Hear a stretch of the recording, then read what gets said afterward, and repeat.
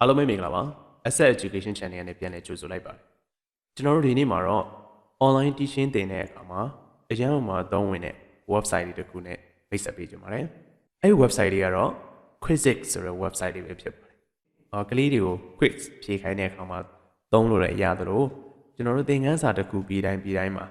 ကလေးတွေရဲ့တက်မြောက်မှုကိုစစ်ဆေးတဲ့အခါမှာ assessment အနေနဲ့လည်းပဲ Quizizz ကိုအသုံးပြုပြီးတော့ညံစမ်းနေမိကုန်းနေအများကြီးမေးလို့ရပါတယ်။ Okay ဒီနေ့မှာတော့ Quizizz ကိုဘယ်လိုသုံးရမလဲဆိုတာကိုကျွန်တော်ဒီဗီဒီယိုလေးကနေပြီးတော့ပြောပြတော့မှာဖြစ်ပါတယ်။ Okay ဗီဒီယိုလေးကိုစလိုက်တယ်။ကျွန်တော်တို့ Quizizz ကိုသုံးဖို့အတွက်ကိုယ့်ရဲ့ကွန်ပျူတာသို့မဟုတ်ဖုန်းကနေပြီးတော့ browser တစ်ခုကိုဝင်လိုက်ပါမယ်။ Okay ကျွန်တော် browser လေးကိုရောက်သွားပြီဆိုရင်တော့ပထမဆုံးကျွန်တော်ဒီ Google search ကနေပြီးတော့ Quizizz ဆိုပြီးတော့ရိုက်ပြီးတော့ရှာလိုက်ပါမယ်။ Quizizz ကိုရိုက်ပြီးတော့ရှာလို့ရတယ်လို့အပေါ် search bar ကနေပြီးတော့ www.quizizz.com ဆိုပြီးတော့တွားလို့လည်းရပါတယ်။ Okay ကျွန်တော်ကတော့ဒီ QUIZIZZ ဆိုပြီးတော့ရိုက်ရှာလိုက်တယ်ဒီမှာသူရဲ့ website လေးပေါ်လာပါပြီဒီ Quizizz ဆိုတဲ့ website လေးကိုဝင်လိုက်ပါမယ်။ Okay Quizizz ရဲ့ home page ဖြစ်ပါတယ် Okay ဒီမှာဆိုရင်ကျွန်တော်တို့ဒီအပေါ်မှာ Quizizz ရဲ့ပြင်မှာ for work for teachers school and district ဆိုပြီးတော့နော်ဒီမှာပေါ်နေတာလေးတွေရှိတယ်ကျွန်တော်တို့ for teacher ဆိုရင် for teacher အတွက်ကနေပြီးတော့sign up လုပ်လို့ရတယ်ပေါ့နော်ကျွန်တော်ဒီကနေပြီးတော့sign up ခါရလုပ်လိုက်ပါမယ်အဓိက Quizizz ကိုသုံးတဲ့အခါမှာကျွန်တော်တို့ Gmail ရှိဖို့တော့လိုအပ်တယ် Okay အဲ့တော့ကျွန်တော်တို့ဒီကနေပြီးတော့ account တစ်ခုဖောက်မယ်ကျွန်တော်ကတော့ဒီက Google continue with Google နဲ့ပဲသွားလိုက်ပါမယ် Okay ဒီမှာဆိုရင်ကျွန်တော်ရဲ့ account လေးကိုတစ်ချက် sign in ဝင်လိုက်မယ်ပေါ့နော် Okay ကျွန်တော်တို့ဒီ Quizizz တွေကို sign up လုပ်ပြီးသွားပြီပေါ့နော်အခုဆိုရင်ဒါသူ့ရဲ့ sign up အဆင့်ကိုကျွန်တော်တို့ပြီးသွားပြီဖြစ်တယ်။ sign up ပြီးသွားတဲ့အချိန်မှာကျွန်တော်တို့ပထမဆုံးဝင်နေသူဖြစ်တဲ့ကြောင့်မလို့ how are you using Quizizz ဘာလို့သုံးတာလဲပေါ့နော် how are you using Quizizz ကျွန်တော်တို့ at a school မှာသုံးမှာလားဒါမှမဟုတ်at a business အနေနဲ့သုံးမှာလားဒါမှမဟုတ် personal use မှာတော့ friends and family ဆိုပြီးရေးထားတယ်ကျွန်တော်တို့က at a school ကိုရွေးတယ် at a school ကိုရွေးလိုက်ပြီဆိုရင် I am teacher လားဒါမှမဟုတ် student လားကျွန်တော် teacher အနေနဲ့ထည့်ပေးလိုက်မယ် Quizizz account လေးကို create လုပ်ပြီးသွားပြီဖြစ်ပါတယ် Okay ကျွန်တော်တို့ကအခု Quizizz ကို create လုပ်ပြီးသွားပြီဆိုတော့အတန်းမှာဘယ်လိုသုံးရမလဲ Quizizz ကနေပြီးတော့မိကုန်းတွေဘယ်လိုဖန်တီးရမလဲကျွန်တော်ဒီဟာလေးကိုအခုစတင်ပြီးပြောပြပါတော့မယ် Okay ကျွန်တော်တို့ဒီအခု account လေးကို create လုပ်ပြီးသွားတဲ့အချိန်မှာဒီလိုမျိုးပုံစံလေးကိုရောက်ရှိလာမှာဖြစ်ပါတယ်ဟုတ်ဒီမှာဆိုရင် subject တွေအများကြီးရှိရပါတော့ဒီမှာ math English social study အများကြီးရှိရ Okay အဲ့တော့ကျွန်တော်တို့စပြီးတော့ create လုပ်ပါမယ် create လုပ်တဲ့အခါမှာကျွန်တော်ပုံမှန်သုံးနေရှိတဲ့အများသောအားဖြင့်အလွယ်တကူရတဲ့ညီကိုပဲသုံးပါတယ်ဘာလို့လဲဆိုတော့ Quizizz ကိုကနေပြီးတော့ဖန်တီးဖို့အချိန်ရှိရဆိုတော့ဖန်တီးလဲကောင်းတယ်ပေါ့နော်ဒါမှမဟုတ်သူ့စီမှာလဲ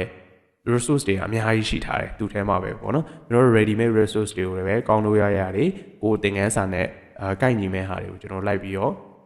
choose လုပ်လိုက်တယ်အဲ့ဒါဆိုပို့ပြီးတော့မြန်တယ် Okay အဲ့ဒါဆိုကျွန်တော်တို့ဒီကနေပြီးတော့စပြီးတော့ create စပြီးတော့လုပ်ပါမယ်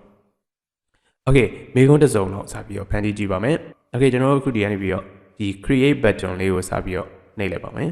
create button ကိုနှိပ်လိုက်တဲ့အခါမှာသူက new quiz အနေနဲ့လုပ်မှာလားဒါမှမဟုတ် lesson အနေနဲ့လုပ်မှာလားပေါ့နော်ဒီမှာ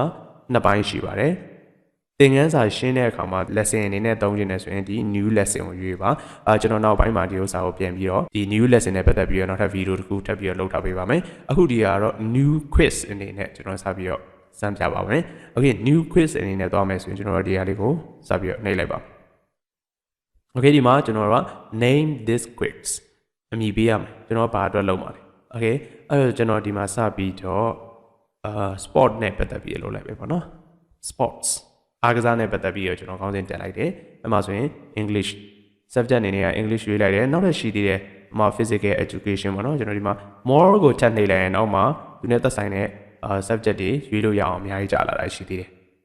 ဆိုတော့ကျွန်တော်က English နဲ့ physical education ကိုကျွန်တော်ရွေးထားလိုက်တယ်ဘာလို့လဲ sport နဲ့ပတ်သက်တာဆိုတော့ Okay အပြင် next ကိုဆက်သွားလိုက်ပါမယ် Okay next ကိုဆက်သွားပြီးရင်တော့ကျွန်တော်တို့ဒီလိုမျိုးscreen လေးကိုမြင်ရမှာဖြစ်တယ်အဲ့မှာကိုကနေပြီးတော့ကိုယ့်ဘာသာကို create လုပ်ချင်တယ်ဆိုရင်တော့ဒီမှာဒီအောက်ကဟာကိုရွေးပြီးတော့ဗောနော်ဒီမှာ multiple choice လားဒါမှမဟုတ် poll လား fill in the blanks လား open ended question လား drawing လား slide လားဗောနော်အများကြီးရှိတယ်ကျွန်တော်ကတော့ဒီမှာကိုယ်တိုင်မလုပ်တော့ဘူးတခုချင်းပုံနေရှားတာပိုင်းနဲ့ကျွန်တော်ရရင်ကြာတော့မှဆိုလို့ဒီကနေပြီးတော့ကျွန်တော် သူရဲ့မူရင်းရှိပြီးသားတွေကိုပဲကျွန်တော်အဆင်ပြေတဲ့ဟာနဲ့ရှာမယ် Okay အဲ့တော့ကျွန်တော်အစွမ်းတော့ကောင်းစဉ် spot လို့ပေးခဲ့တယ်ဒီမှာလည်းပဲ spot လို့ရိုက်ထည့်လိုက်ပြီးရင်ဒီ search လေးကိုတစ်ချက်နှိပ်လိုက်မယ်ပေါ့နော်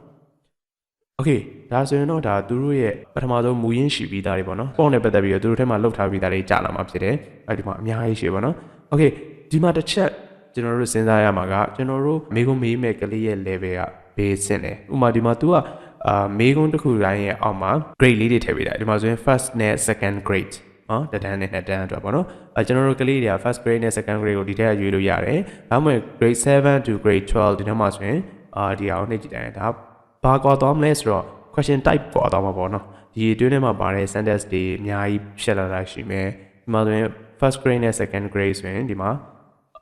answer ကတစ်လုံးလေးပဲယူရတာပေါ့နော်အဲ့လိုမျိုးတွေကွာသွားမယ်အဲ့တော့ကိုကမေးခွန်းသူများလုပ်ပြီးသားလွယ်တကူယူမယ်ဆိုရင်တော့ဒီဟာလေးကိုတော့သိထားဖို့လိုတယ်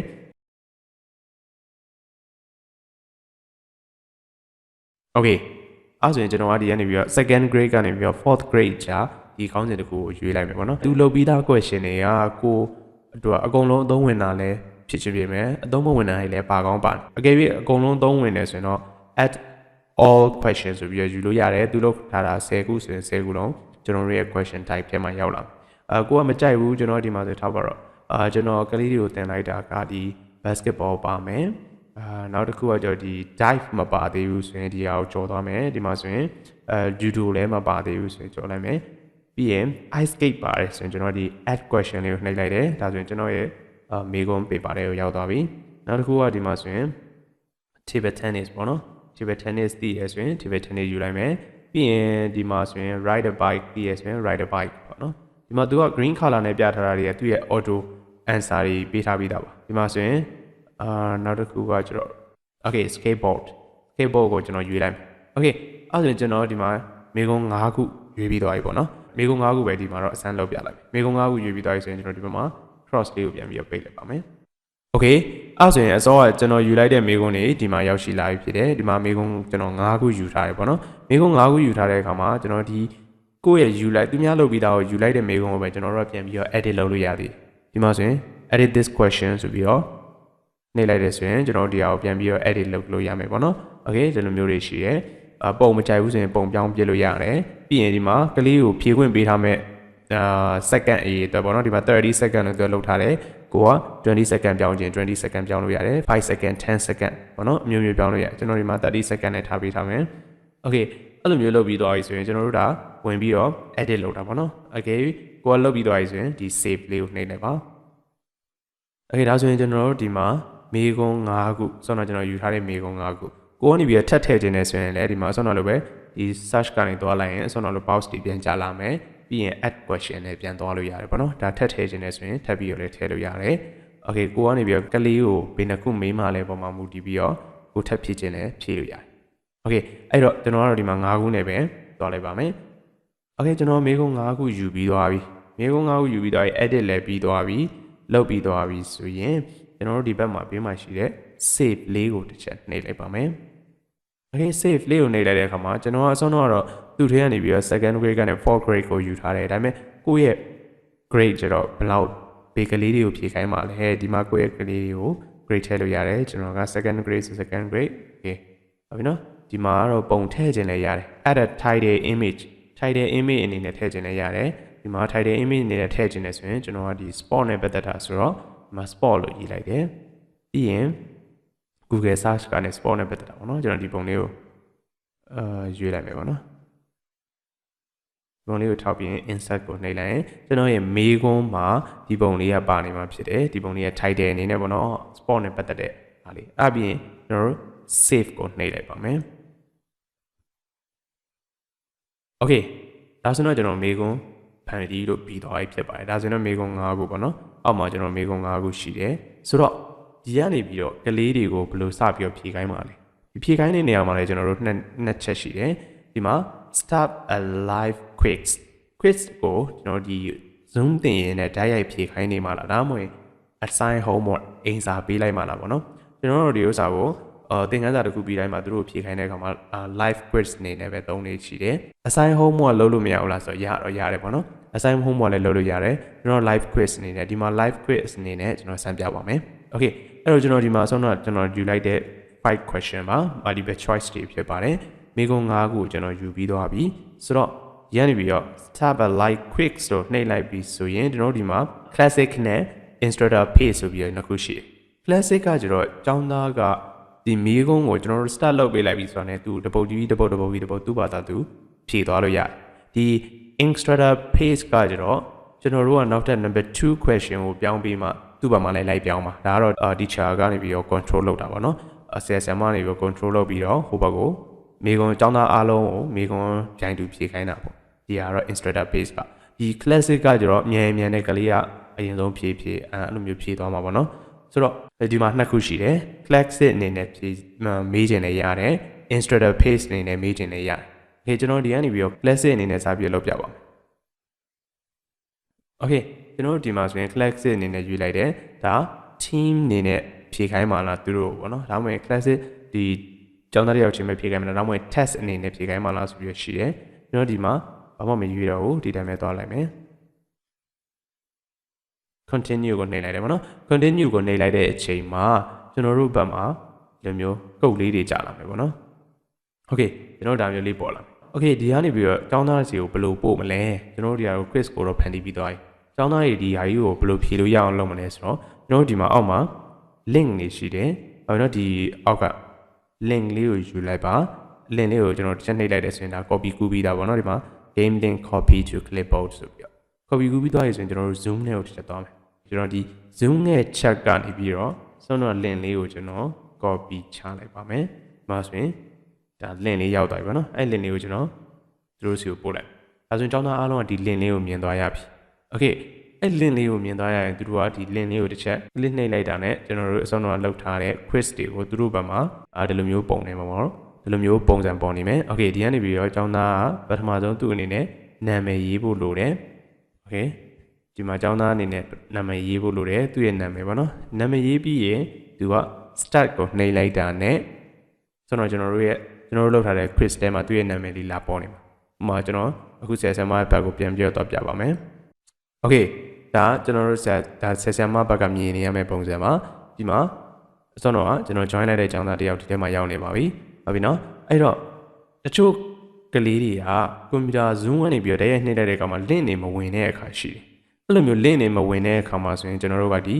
joinmyquiz.com ဆိုပြီးတော့သူ့ရဲ့ Google ကနေပြီးတော့ရိုက်ခိုင်းလိုက်ပါဟုတ်ပြီနော်ကလေးကနေပြီးတော့ Google ကနေပြီးတော့ joinquiz.com ဆိုပြီးတော့တွားလိုက်လို့ရရပြီးရင်ဒီကုတ်လေးကိုရိုက်ထည့်လိုက်ပါနော်ဒီကုတ်လေးကိုရိုက်ထည့်လိုက်တယ်ဆိုရင်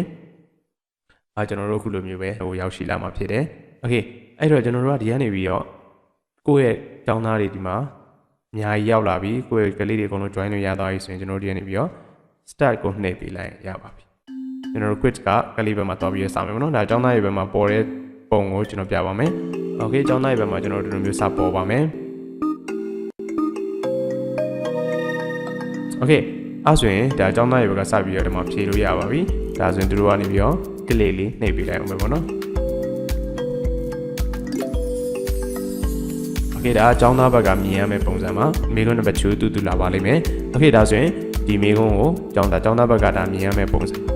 โอเคကျောင်းသားဖြေထားပြီဆိုရင်ကျွန်တော် teacher site မှာကျွန်တော်ဘယ်လိုမျိုးပုံမလဲဆိုတော့တစ်ချက်လောက်သွားကြည့်ရအောင်โอเคဒါကတော့ဆရာမဘက်မှာပုံမဲ့ပုံစံဖြစ်တယ်ဒါကကျောင်းသားတွေမှာ PG ဆိုတဲ့ကျောင်းသားတွေပဲဖြေထားတယ်ဒီမှာမှားတယ်ဆိုရင်ဒီမှာမှားတာတခုပါမယ်မှန်တာပါမယ်ဒီလိုမျိုးကိုယ့်ရဲ့ဘက်မှာပြပေးတယ်ပေါ့နော်ဆရာမရဲ့ဘက်မှာပြပေးပြီး question တွေကိုလည်းဒီဘက်မှာပြန်ကြည့်လို့ရတယ်ဒါကတော့ကျွန်တော်တို့ဖြေလို့ပြီးသွားပြီဒါကျောင်းသားဘက်ကသူဖြေလိုက်တဲ့ဟာကိုသူမြင်ရမယ့်ပုံစံပေါ့နော်ကျွန်တော်တို့ဆရာမဘက်မှာကျွန်တော်ပြီးသွားပြီဆိုရင်ဒီလိုမျိုးပုံမယ်โอเคဒါဆိုရင်သူကဘေးမေကွန်းနေမှားတာလဲသူကဘေးဟာတွေကိုဘေး question တွေမှာမှန်သွားတာလဲဘေးမေကွန်းတွေမှာမှားတာလဲဟုတ်ပြီနော်ဆရာမဘက်ကနေပြီးတော့လာပေါ်နေမှာပေါ့နော်ဒီပုံစံတွေကြည့်လို့ရတယ်โอเคသူက question number 1မှားတယ်3မှားတယ် number 5မှားထားတယ်ပေါ့နော်အဲ့ question number 1နဲ့3ရဲ့5ရဲ့ပါတယ်လဲဆိုရင်ကျွန်တော်တို့ဒီ question တွေကိုကြည့်လိုက်လို့ရတယ်